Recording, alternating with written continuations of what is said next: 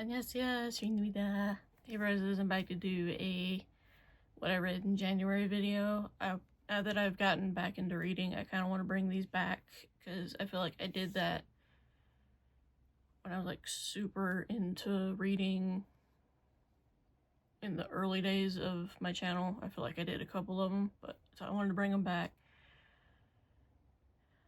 I did read six books, but 5 are manga, so the one that I started the year off with, and what a way to start it off, if you know, you know. I Want to Eat Your Pancreas is the name of it. Now, title is a little weird. I will not deny that. However, the main reason it is titled this is the main female character, rather, is dealing with pancreatic issues. Basically, her pancreas isn't healthy and is slowly killing her. But that is all I'm going to say about it. You'll find out the reason why it is titled what it is as you read on, but and what I said about that is not a spoiler. Literally, the main male character, she asks him to not tell anybody because the only other person that knew was her mom and her parents. So he's the only person outside of family who knows, and she wants to keep it that way. So, and like I said, this was an emotional read. Holy crap. Even as someone that grew up with medical issues, this still hit me hard.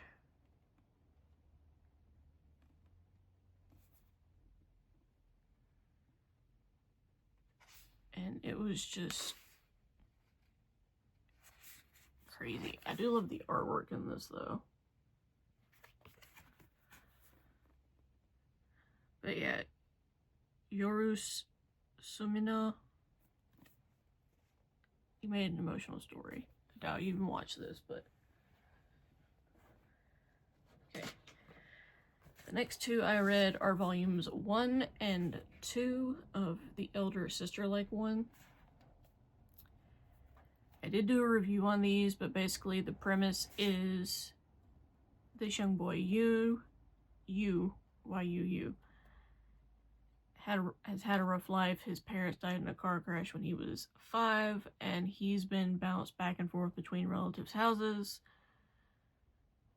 And they think that he's being snobbish because he doesn't speak up for himself, but really he's just a quiet, reserved kid, doesn't really know what to do. And so he starts staying with an uncle. Said uncle does end up going into the hospital, so he's by himself. But sorry, that piece of hair drove me nuts. One day his uncle calls and goes, "Hey, can you find my insurance card because it's not on me, like medical insurance?" And he was like, "Okay." So he starts looking all over the house, can't find it, and decides to search the basement. This is a big thing for you because that was his restricted area, basically. And he meets Chio in the basement, which, let me get this has a poster built in, let me undo it. Chio in the basement. So, of course, he's freaked out. He's like, "Who are you? Why are you in my uncle's basement?" type of thing.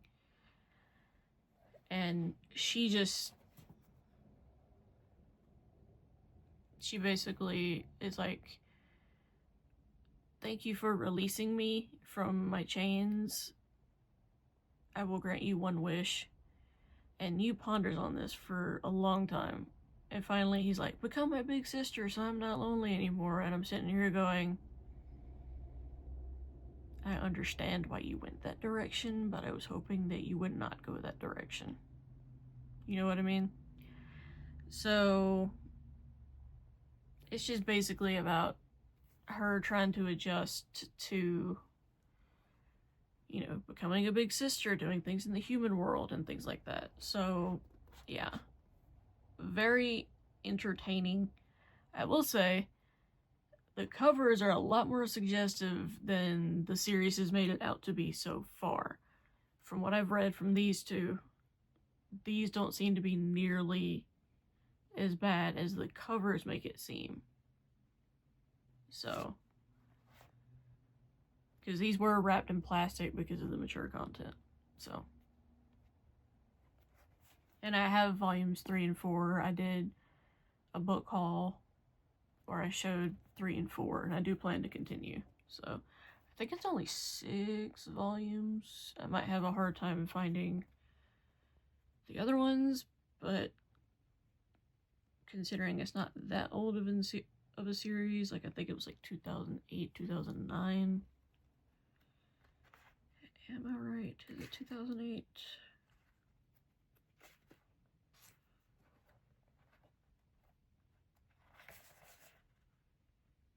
Let me see. 2018, my bad. I don't know why I said 2008. 2018, 2019 for these. So I'll probably will be able to find 5 and 6 slightly easier than, say, the volume 1 I did in the FVI of is about an art thief. I'm not going to try to say the name because I feel like I'm going to butcher it. But I definitely will continue that. I do like this so far. Next, I have Tokyo Ghoul Volumes 3 and 4. And I did get this one at Half Price Books. This is a series I feel like most people know, but for those that don't, it follows... This world is set in a time when these creatures called ghouls come out and they feed on humans. That is how they live. They feed on humans. They can't eat regular food. It makes them sick. Their bodies are impervious to getting stabbed with a knife and things like that. Like, their skin is extra hard and significantly more durable than a human's skin, basically. And it follows the story of Kaneki, who is a human who is very shy and reserved and loves to read and only has his one friend, Hide. And he has a crush on a woman working at the cafe that he reads at all the time. And her name is Rize. Now, Rize doesn't... Like, Kaneki, being the nice guy, he walks her home because she lives in a dangerous area where a bunch of ghoul attacks have happened. And he's like, well, let me walk her home so that it's less of a chance of her getting attacked, because generally it's been people that walk by themselves. But it turns out, no, it's Rize's the one that's been having all of the ghoul attacks happen because she's a ghoul. And what ends up happening is, as Kaneki's running away, a bunch of construction equipment falls on Rize and kills her. Then a doctor finds both Rize and Kaneki, and he transplants her organs into him. So he becomes a half ghoul, and it's about how he deals with being almost like the link between the two, if that makes sense. And he meets so many people that are willing to help him learn the rules of the ghoul world and things like that. And volume 3, we find Hinami here on the cover.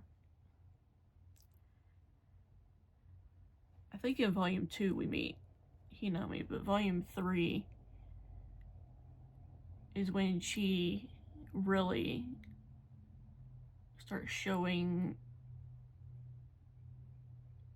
more of her personality in a way, I guess you could say. But I feel so bad for her though, because there are ghoul investigators in this world called the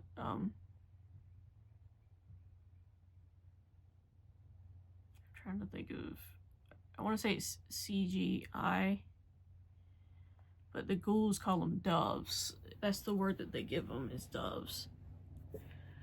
Anyway, the investigator, let's just say that the investigator comes across both of her parents. That's all I'm gonna say. Not gonna say anything more. But it makes you feel so bad for her, because I mean, she's not that old, really. Like, she's still a kid. Like, let me see if I can find a decent picture of Hinami before, just so that I don't spoil it, because I don't want to show a picture of Hinami and have something be spoiled in here. Yeah, you can kind of see right there.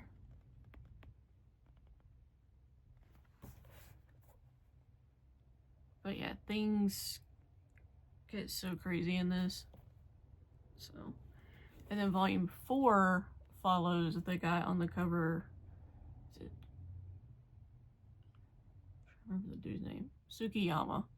For some reason, my brain wanted to go Tsukishima, but no, that's Haikyuu.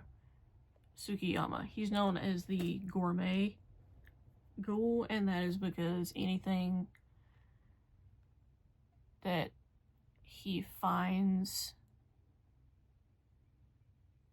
appealing, like taste-wise, he's gonna want to have it, and because he's a ghoul, that's people.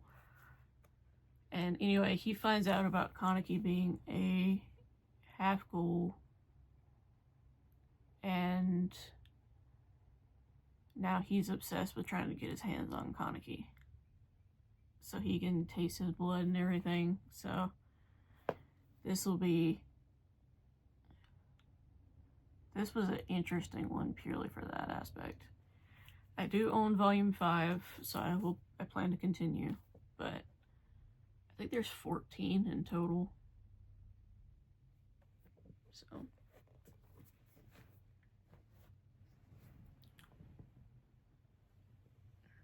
sorry, I got a really bad dry mouth right now.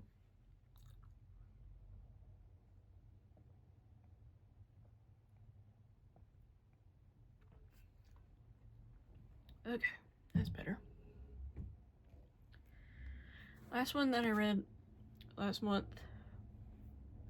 was an actual book and not manga, and that is See You Again in Pyongyang by Travis Jeppesen. Says A Journey into Kim Jong-un's North Korea. So this is a guy that's been to North Korea, and it's about his experience being in the country. It says it's an eye-opening portrait that goes behind the bombastic headlines, revealing North Koreans' entrepreneurial spirit and hidden love of foreign media, as well as their dreams and fears. He calls from his experiences traveling and studying in North Korea to create a multifaceted portrait of the country and its idiosyncratic capital city.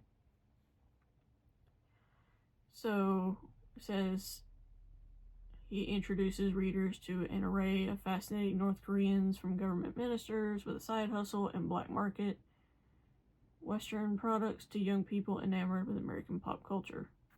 So it's just, this was a very interesting read. If you are curious just about like day-to-day stuff in North Korea,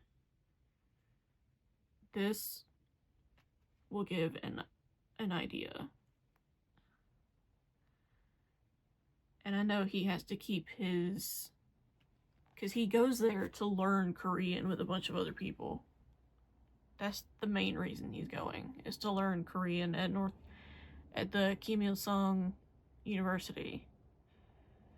Which I'm just sitting here going, you could learn Korean in South Korea, why would you go here? You know what I mean? So it's just about him living there for a month, learning Korean and things that he gets to experience on a day-to-day basis. He has to hide his sexuality, though, because gay men are, what's the word I can say?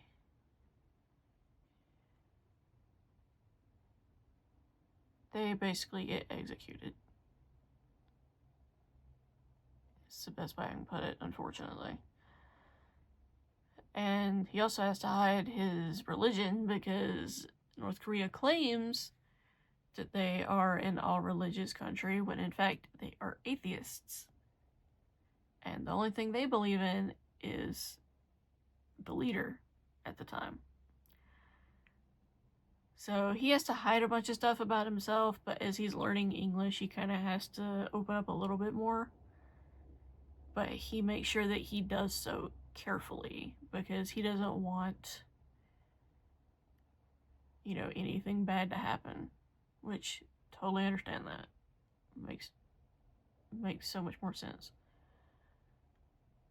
But yeah, if you can find this, I would highly recommend this. And I will also go ahead and show you guys what I am currently reading. And it is Not Forgotten, The True Story of My Imprisonment in North Korea by Kenneth Bae. I'm not that far into it. About a third.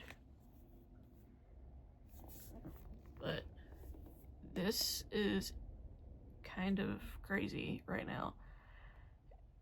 He has been to North Korea like multiple times. I think he said like 17 times or something, because he has a travel group that he manages that go there every so often. And I'm just like, dude, you are freaking in the belly of the beast so many times. Why would you keep going back? Anyway, and he breaks his one rule. Do not bring a hard drive into the country. He meant to double check his bags before he left, but didn't, and a hard drive was in there. And that is a big thing over there. You don't bring in any foreign media, anything on hard drives, USB drives, anything like that. So he actually gets arrested for that. And it's about him learning to just be as cooperative as he can in terms of releasing info without putting other people's lives in jeopardy, because he doesn't want people that know him to get capital punishment because they know him, type of thing. Because he is a Christian, he's a missionary, and they find that out. And that is a big thing over there, because again, North Korea is an atheist state. So once they find out that he is a Christian missionary, that makes things a lot more complicated. And it's just about him getting through his imprisonment.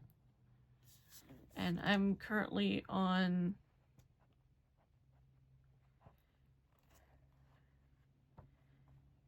chapter 9 of 23.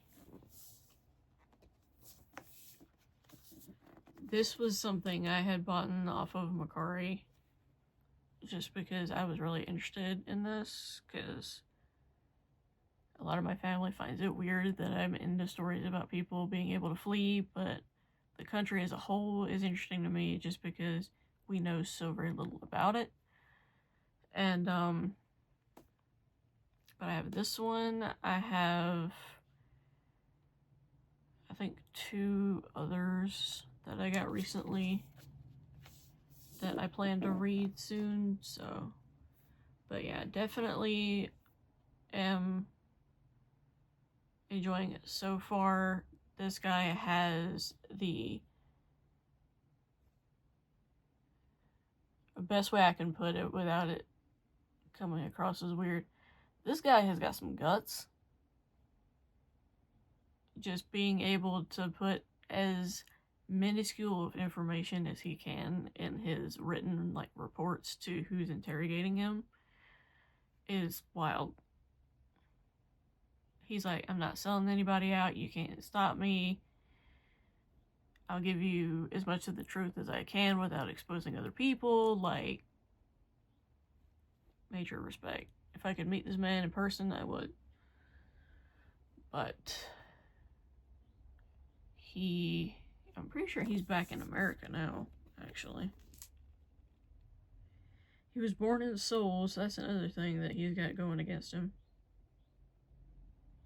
But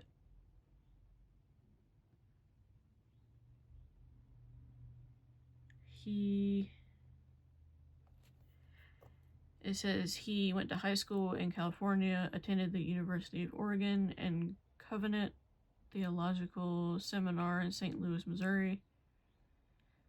He held multiple jobs in sales and marketing until he moved to China in 2006. And then he transitioned into the travel and tourism industry in 2010, planning trips to North Korea. So he's probably in China, not the US, unfortunately. Like I said, if I could meet this guy in person, I would. Because he has my respect for being able to hold it together is astonishing.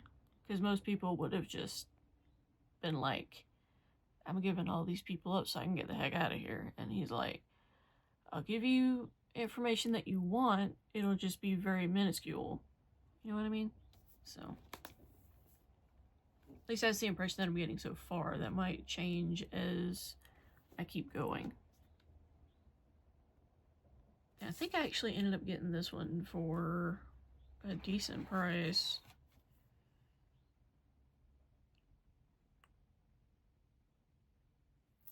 There's one that I got recently that I got for $1. This isn't one of those. But it was definitely under 10 that I got this for, and it's a hardcover too, so. But, yeah. Hopefully you guys enjoyed my reading wrap-up for January. Feel free to let me know in the comments anything that you guys have finished in January, whether it be manga or actual novels like me. I might do a February TBR, but honestly, I'm kind of a mood reader. My mood can change all over the place, so I might just stick with wrap-ups for now. But if there's something that I am like dead set on reading the next month, then I'll share it. But with all that being said, I will talk to you guys soon in another video, another time. Bye, roses. Annyeong.